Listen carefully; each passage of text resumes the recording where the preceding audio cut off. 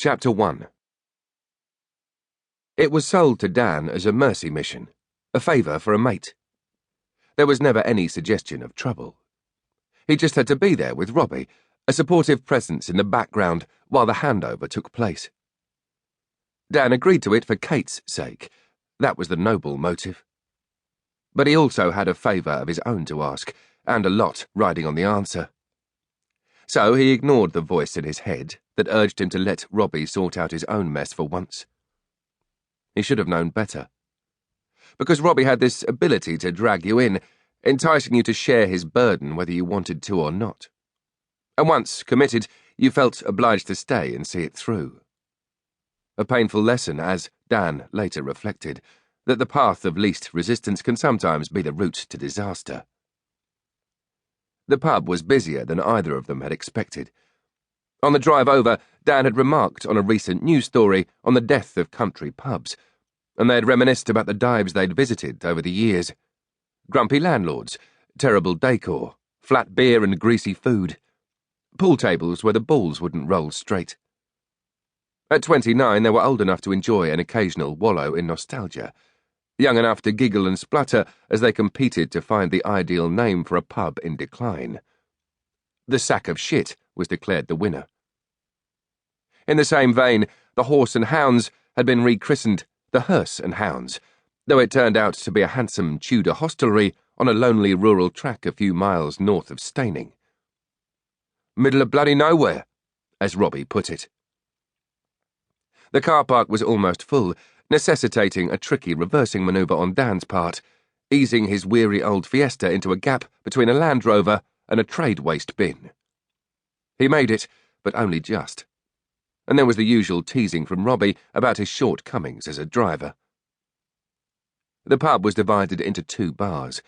Most of the action seemed to be in the public bar, and the reason soon became obvious: live music.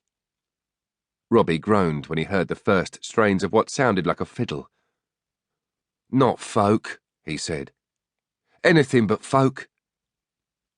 Now came a flutter of acoustic guitar, the sly rattle of brushes on a snare drum. "Folk rock, maybe," Dan said. "Some kind of fusion. That drum sound is almost—" "Jazz?" Robbie finished for him, and they grimaced in unison. "Shit, no. It's jazz folk. Joke!" "It's no joking matter." Laughing, Robbie punched Dan on the arm. "For that, you're getting the first round." First, they checked the saloon bar. It was whisper quiet, the room deserted but for a prim, middle-aged couple sharing a banoffee pie, and an elegant young woman sitting alone in the corner. Dan would have waited until he could meet her eye, but Robbie dragged him away. "Don't stare at her."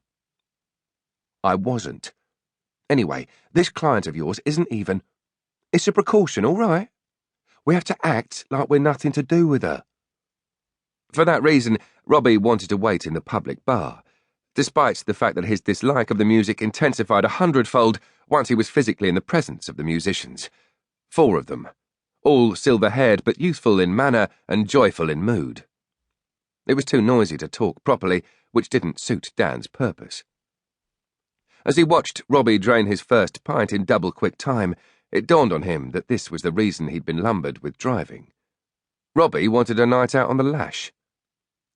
Then the musicians took a break, and after Robbie had bought more drinks, Dan managed to steer the conversation round to his business venture. "I went to see some brilliant premises in Hurstpierpoint. Perfect for a coffee shop. Empty at the moment, but it's got an A3 classification." Robbie didn't exactly yawn, but neither did he exhibit much interest. Undeterred, Dan went on. "I had a meeting with the bank last week. It's not looking good." "Course it's not. The economy's fucked." "So I reckon we may need to find an alternative source of finance." "Honestly, mate, you're insane to think about starting a business. You want to stay where you are till things improve." "But Denham's isn't secure. It's only a matter of time before the online retailers wipe us out." "At least there'll be some redundancy in it." "That's what Haley says. But it feels wrong.